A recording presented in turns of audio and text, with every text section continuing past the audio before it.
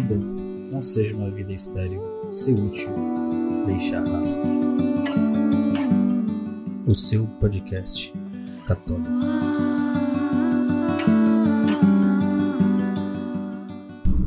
Três, dois, um. Olá, seja muito bem-vindo ao Seu Útil Deixar Rastro Podcast, esse podcast que é o seu podcast católico, onde você está aqui para aprender, para compartilhar, para meditar, para orar e para aprender, obviamente, com um pouco de história. E hoje, sem mais delongas, o nosso episódio é para falar do histórico, da história do Santo Rosário, de onde surgiu, por que a gente usa, de onde veio essa história de ficar contando bolinha. Quem que inventou esse negócio? Mas esse episódio tem o objetivo de ensinar, trazer um pouco de histórico para você que ainda não sabe o histórico, de onde veio essa história aí toda de onde as pessoas começaram a rezar com contas, com bolinhas, com nós, enfim. Por que tudo isso, tá bom? Esse episódio então eu vou dividir em algumas partes, né? A primeira parte eu vou contar de onde nasceu essa história toda de fazer rezas e orações com contas e bolinhas. Depois eu vou pro nosso lado falar do porquê que o Rosário foi estabelecido na Igreja Católica, de onde veio essa história e por que é importante você continuar rezando e começar caso você ainda não reze-o todo dia, tá bom? Então vamos pro episódio. Não se esquece de se inscrever aqui no canal, se inscrever no podcast, deixar o seu likezinho aqui para ajudar as plataformas a entregarem a mais pessoas e obviamente compartilhe com quem você achar que gostaria de descobrir um pouco mais sobre esse universo. Bom, vamos lá, sem mais delongas, vamos começar aqui. Bom, a gente sabe que rezar contando, né, orações repetidas, enfim, coisas que a gente faz a vida inteira na igreja, é algo antigo, é algo que a gente vê nossos avós fazendo, nossos bisavós fazendo.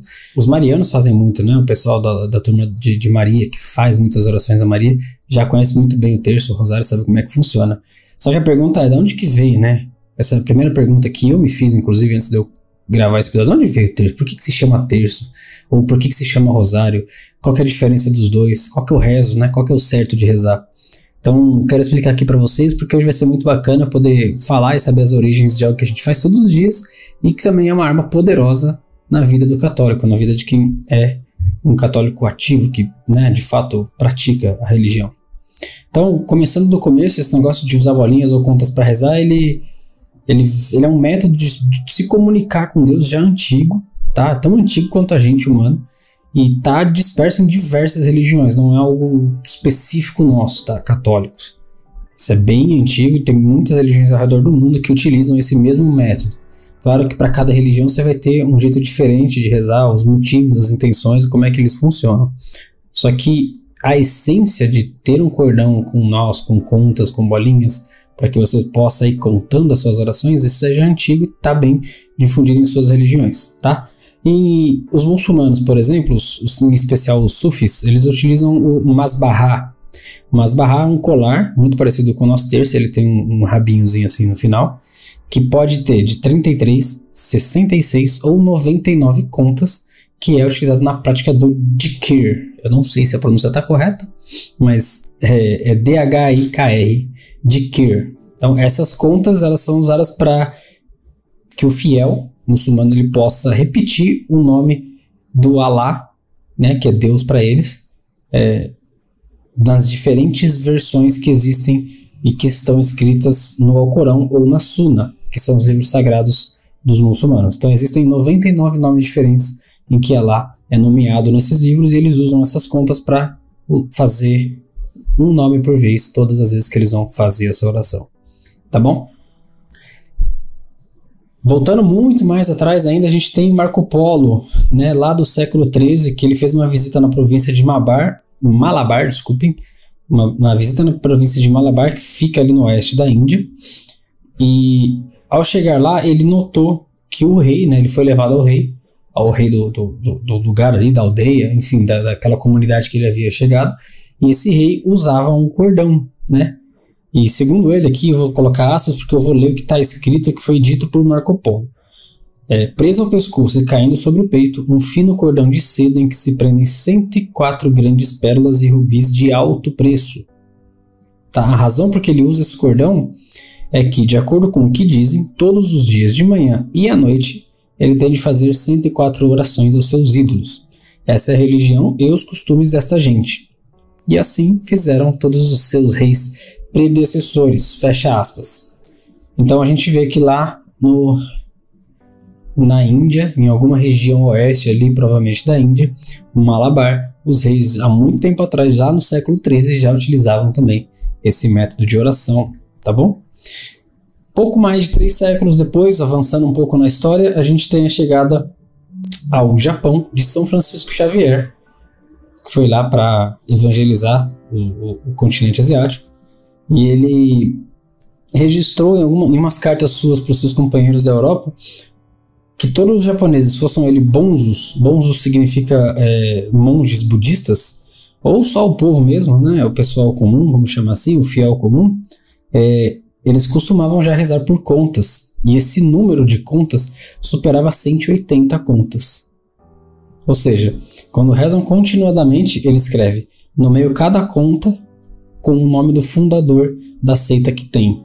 Alguma dessas contas a que ele se refere são chamadas de Shozoku Jiuzu. Gente, eu não sou especialista em idiomas aleatórios. Eu tô lendo como tá escrito aqui. Tá? Eles são comuns numa totalidade dos budistas japoneses. Então, falando aqui de histórico, eu já passei por muçulmanos, já passei por indianos e agora cheguei no Japão, nos budistas, os monges, e também eles usam as contas, a forma de rezar baseado em bolinhas para que eles possam repetir orações. Então, acho que está mais do que claro, mais do que bem explicado aqui que, legal, isso já existe há muito tempo e nós católicos herdamos isso. A gente olhou para isso e falou, legal, vamos fazer também. Mas por quê? Qual que é a nossa história? Qual que é a origem cristã? Então vamos para ela agora, que eu acho que é o mais importante para que você possa aprender, entender como é que ele funciona. São Luís Maria Grignon de Montfort, no seu livro O Segredo do Rosário, um livro muito bom, inclusive, já anota aí, São Luís Maria Grignon de Montfort, O Segredo do Rosário, esse é o nome do livro dele. Ele explica passo a passo tudo sobre o Rosário de Maria, tudo sobre o que a gente deve saber, sobre o histórico, como rezar, como é que é dividido as orações, como é que você faz a oração de forma correta, por que você deve fazer. Aqui eu trouxe uma pincelada falando só de histórico, de por que a gente reza o rosário e de onde ele nasceu, tá bom? Mas nesse livro você vai encontrar muitas referências, muita coisa boa para aprender. Foi de lá que eu tirei algumas das coisas que eu vou explicar aqui para vocês, tá bom? Então, quanto à origem do rosário nesse livro, inclusive, que o São Luís Maria Montfort conta pra gente, na segunda parte do livro, onde ele chama a segunda rosa, né, ele é dividido os capítulos do livro são divididos em rosas. Então, na segunda rosa do livro, ele afirma que o rosário tem raízes apostólicos, né, ao menos no núcleo essencial dele. Então, na estrutura que a gente conhece hoje, ele foi revelado diretamente por Nossa Senhora a São Domingos de Gusmão em 1214. Beleza? Então, a estrutura do rosário, como ela é feita hoje, foi revelada por Nossa Senhora diretamente a São Domingo de Gusmão em 1214. Beleza. Por que São Domingos de Gusmão? O que esse cara tinha de especial? Por que foi para ele? Então, deixa eu contar aqui para você. Quem relata esse fato, isso tudo que aconteceu, é o bem-aventurado Alano de La Roche, frade dominicano, também grande apóstolo do Rosário. Tá, de acordo com ele, vendo São Domingos que a gravidade dos pecados dos homens estava obstruindo a conversão dos albigenses, um grupo de hereges aí que, enfim, também conhecido como cátaros, que deu origem para muitas outras coisas na igreja, muitas coisas históricas, né? Inclusive as nossas famosas e muito faladas aí pela comunidade leiga, Inquisição. Então, os cátaros, né, ou albigenses também fazem parte da história da Inquisição na igreja. Então, esse grupo de hereges que tinha a doutrina dele baseada em teses gnósticas. Teses gnósticas, a gente pode falar isso aqui um pouquinho depois, mas se quiser dar uma pesquisada aí também. Como a matéria, né, a origem, né, desse raciocínio filosófico deles é sobre a matéria. Tudo que é matéria é errado perverso, enfim, não é puro. Deus não permite. Então, absolutamente tudo que é material, que vive nesse mundo, que é material terreno, não tem nada de santo, não tem nada de sagrado, logo, ele é algo pecador, algo sujo, do qual as pessoas deveriam se livrar. Inclusive o próprio corpo, a própria alma, né? E esse povo aí, os albigenses ou os cátaros, eles também levavam muito a sério a questão da comida, que a comida também não era pura, eles não podiam comer. O sexo entre casal, mesmo sendo casados, tudo certinho, não era algo bem visto para eles. Na cabeça deles era assim, ó, você fez sexo com a sua esposa e ela engravidou. Então você tirou uma alma pura do céu e prendeu ela na terra. Então esse é o raciocínio dos cátaros, para você ter uma ideia. Então São Domingos viu a gravidade que esses caras estavam cometendo de pecados e falou, velho, eu preciso ajudar eles. Então ele entrou numa floresta perto de Tolosa, onde ele começou a orar incessantemente por 3 dias e 3 noites, sem parar, 3 dias e 3 noites, rezando pela alma dessas pessoas. Então, o que aconteceu? Ele ficou esgotado, obviamente, né? Fica-se esgotado pelo número exaustivo de dias aí, sem parar de rezar, obviamente sem comer, sem ir ao banheiro, sem tomar água, enfim. Tentando trazer um pouco de paz de espírito para esse povo, para que pudesse acalmar a ira divina contra eles. Então ele caiu, desmaiou, e aí durante esse desmaio, a Virgem Maria, a Virgem Santíssima, apareceu para ele com 3 anjos e te perguntou, abre aspas, querido Domingos, tu sabes que a arma Santíssima Trindade quer usar para mudar o mundo? E ele respondeu, ó minha senhora, vós sabeis bem melhor que eu, pois depois de vosso Filho Jesus Cristo, vós tendes sido sempre o principal instrumento da nossa salvação. E ela tornou a responder, quero que saibas que a principal peça de combate tem sido sempre o saltério angélico. Paramos aí nessa palavra, saltério angélico. O que é isso? O saltério angélico nada mais é, vamos dividir a palavra, né? Saltério são os salmos.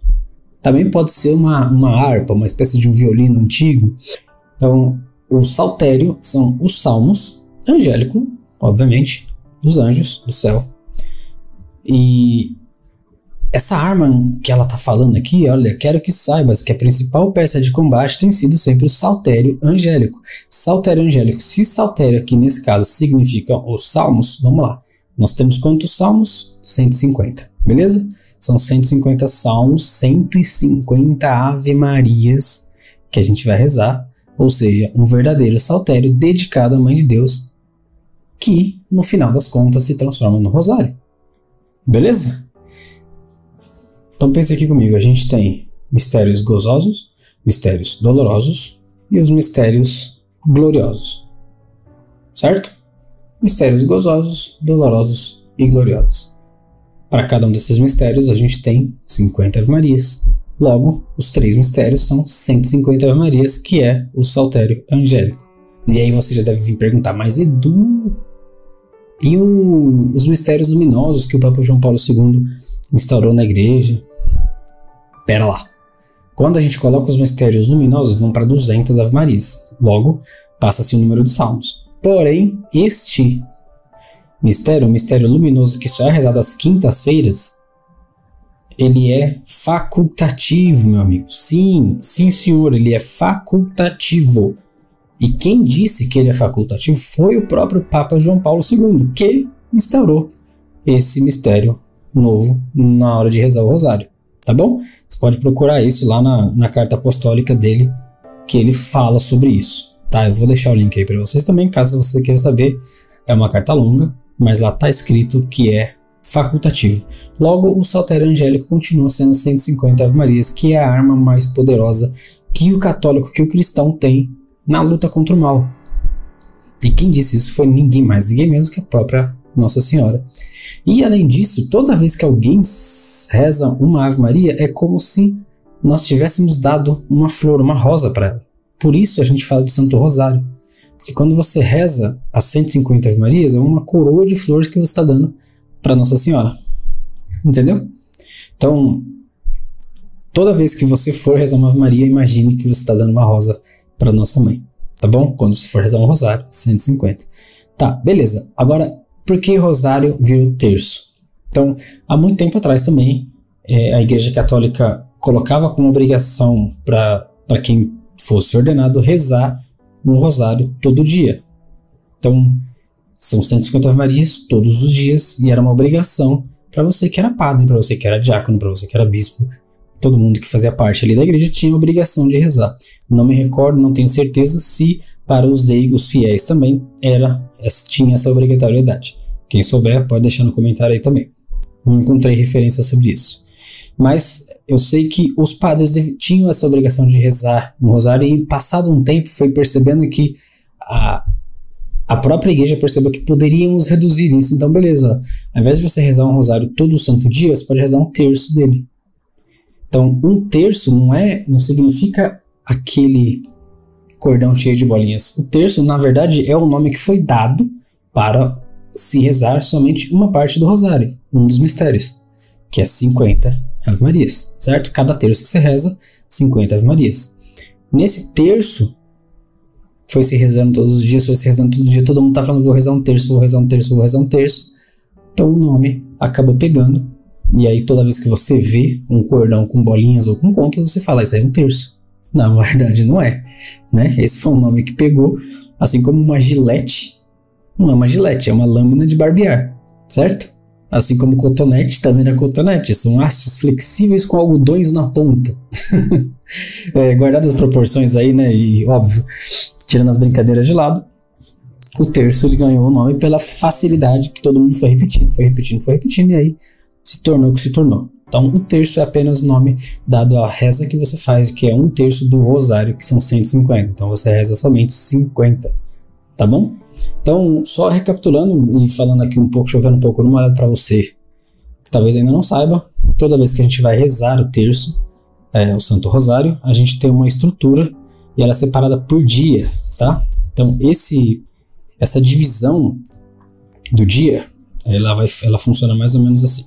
Você é cristão, quer seguir a vida cristã certinha, quer se entregar um pouco mais, conectar um pouco mais com Deus, você tem aí uma série de coisas que você pode fazer. Uma delas é rezar o terço todos os dias, sem exceção, como você escova os dentes, como você toma um banho, como você se alimenta. O terço é o seu alimento espiritual, a sua conexão espiritual com a Nossa Senhora, que intercede por ti, onde quer que você esteja, tá bom? Segunda-feiras e sábados a gente tem os mistérios gozosos, tá bom? Os mistérios gozosos a gente a anunciação do anjo, a visita de Maria, sua prima Isabel, o nascimento do menino Jesus, a apresentação do menino Jesus no templo e a perda e o encontro do menino Jesus no templo falando com os doutores da lei. Nos terços de quinta-feira, a gente reza os luminosos, que foi instalado pelo Papa João Paulo II, tá bom? Os luminosos a gente contempla o batismo do Nosso Senhor Jesus Cristo no Rio Jordão, o primeiro milagre dele transfigurando, transformando a água em vinho, a anunciação do reino de Deus, o convite à conversão, a transfiguração dele no Monte de Tabor e a instituição da Eucaristia, a última ceia. Nos terços de terças e sextas-feiras, você reza os mistérios dolorosos, tá? Que aí é a paixão de Cristo. Então, a oração e agonia do Horto das Oliveiras, a flagelação do Senhor Jesus Cristo, coração de espinhos, ele carregando a cruz até o Calvário, crucificação e morte. Tá bom?